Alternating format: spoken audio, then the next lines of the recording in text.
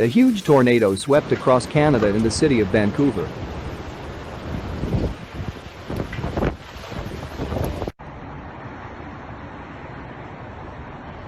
Many trees were broken, many cars and roofs were damaged, and significant material damage was caused.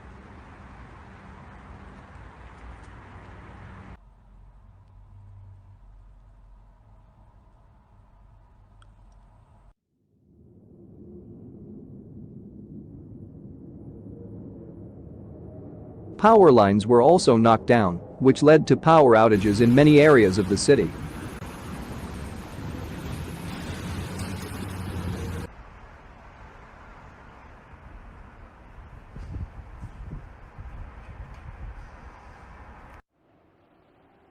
The tornado passed near the city's airport, which led to a temporary suspension of the airport and delays of some flights.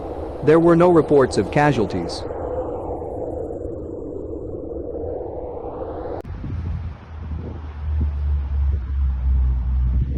The tornado was accompanied by rain, after which a rainbow of incredible beauty appeared in the sky over the city.